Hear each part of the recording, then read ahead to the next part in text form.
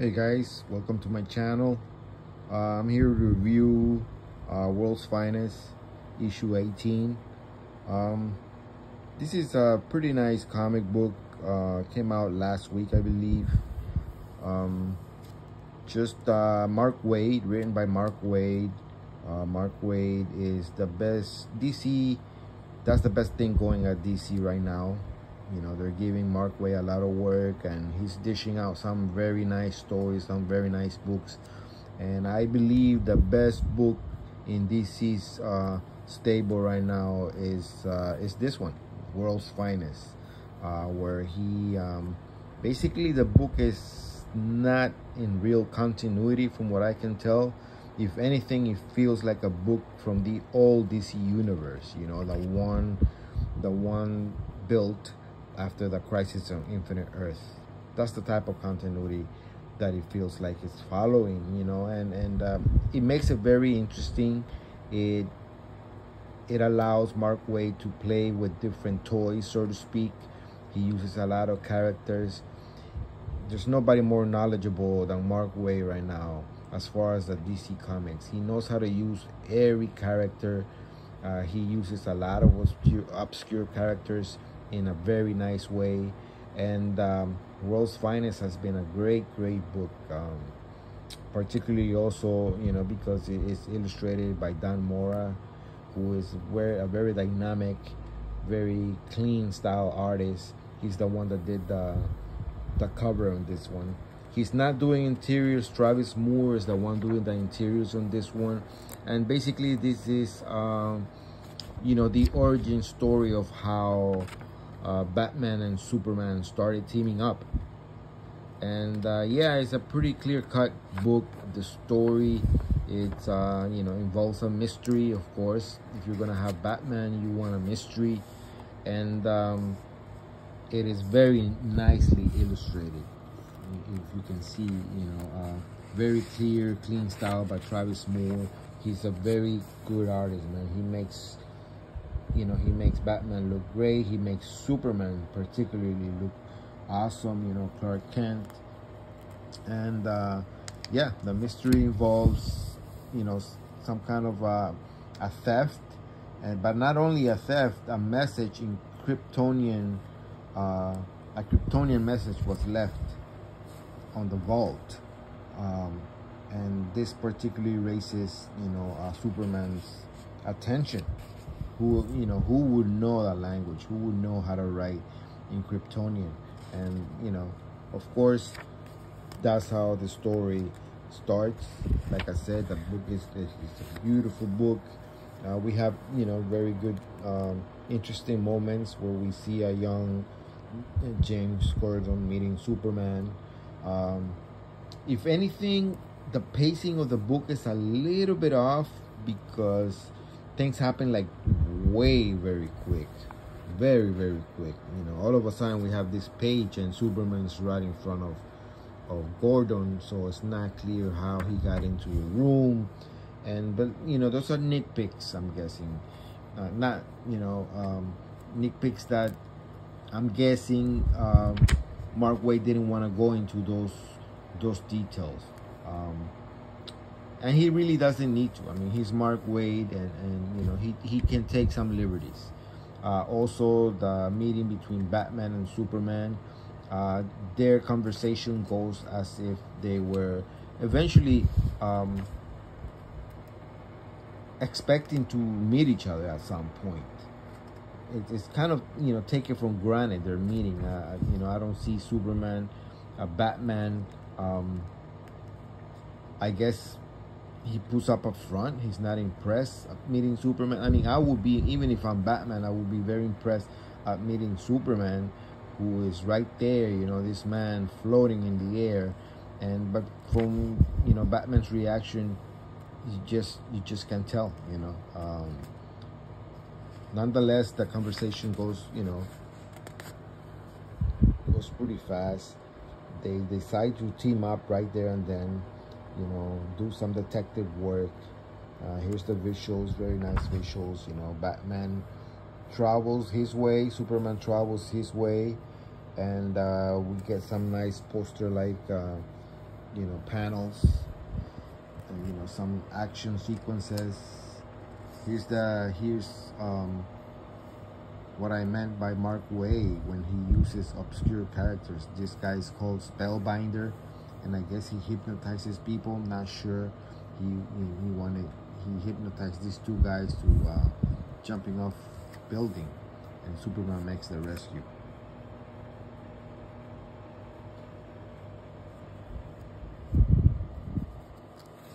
So Mark Waid has that, you know, old style, classic style storytelling, and I love this sequence. It involves Magpie to give you just, you know, a little bit of backstory on her. She's a Batman villain, and she was used back in the day, 1986, when John Byrne did Man of Steel. He was doing, you know, this new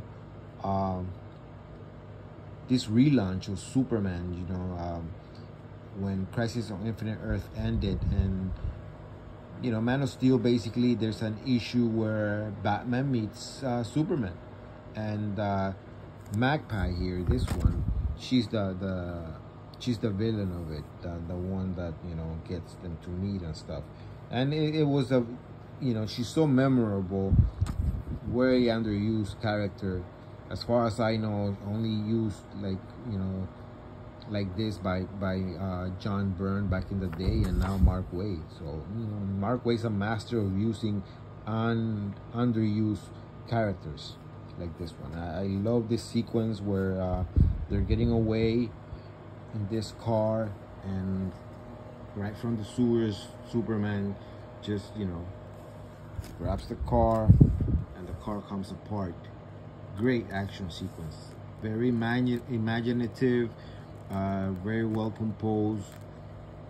Really, in this scene, Batman ain't needed. I mean, if you think about it, really, if Superman's around, Batman is not needed. But Mark Waid, you know, lays it out in a way that, you know, makes sense why Batman is around.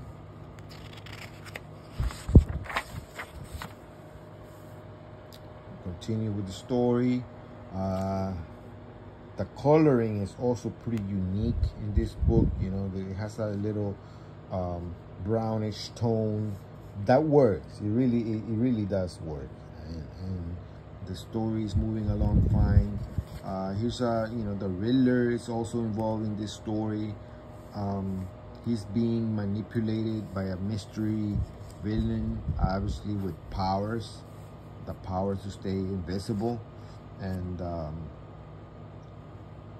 I'm not sure I like the way he's writing the Riddler. A lot of writers have struggled to write the Riddler correctly, and Mark Waid is not really, you know, he's just using the Riddler here as a stepping stone, I think, just to move the story along and just to keep, you know, Batman involved. Here we go. Jump the page here, more ads. Yeah, so the story is moving along. Here you can see a contrast, both superheroes in their alter egos, Bruce Wayne meeting Clark Kent. And I like that Travis Moore, you know, does very well in differentiating what Superman looks like, what Batman looks like, how they, you know, would measure standing next to each other and stuff. And it's really a nice contrast. They sort of look alike, but not really if you look at the intricacies of both their physicalities and stuff. It's very nice, very nicely illustrated. Very nicely illustrated. Alright. There we go. The story is moving along.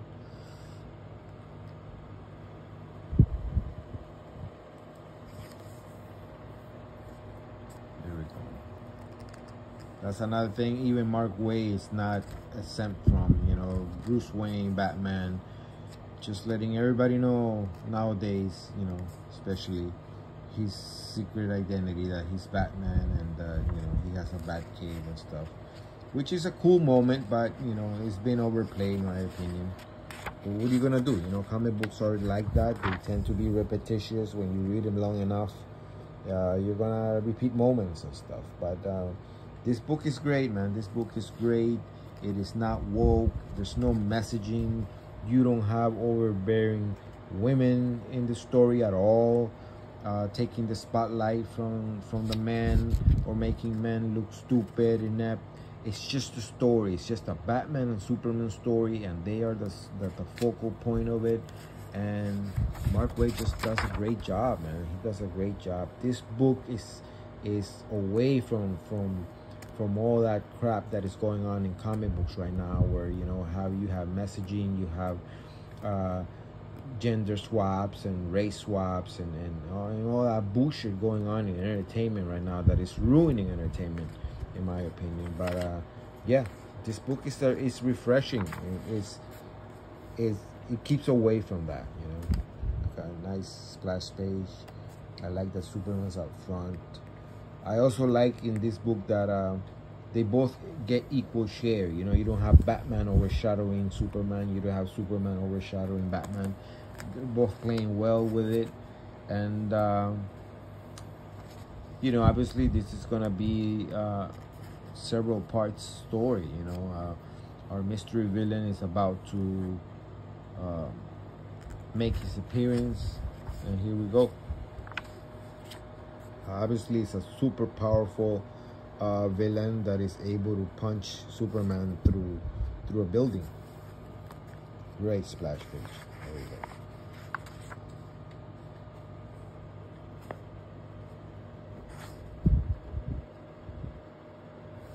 There we go. And that's the mystery villain,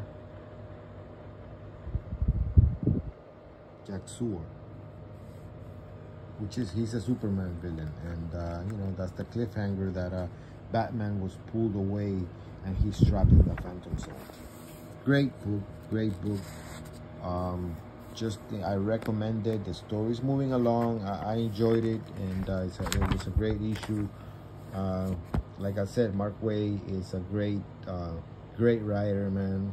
He's written legendary stories like you know, Kingdom Come and Superman Birthright, Justice League. He's a master. He is a master, and DC better grab him and keep him employed, man, because he's a breath of fresh air compared to a lot of crap being dished out by DC Comics right now. This book stands out. This book is all about entertainment. It's all about, you know, the characters, the story, the fantasy, the action. It's what comic book is all about. It's why you buy comic books. It's why a kid would buy a comic book. He wants to read stuff like this. You know, there's action. It's not all, you know, it's not rated G. It's not all PG. It's PG-13 type of stories, and it's good. It's good stuff, man. And beautifully illustrated by Travis Moore. Just great stuff. Thanks, guys, for listening, and please give me likes, dislikes, give me comments, subscribe to my channel. I hope you guys enjoy my art little videos also. I'm an aspiring artist myself, and I love these characters. I love DC Comics, and yeah, here we go. Thank you, guys, and please subscribe again. Thank you. Peace.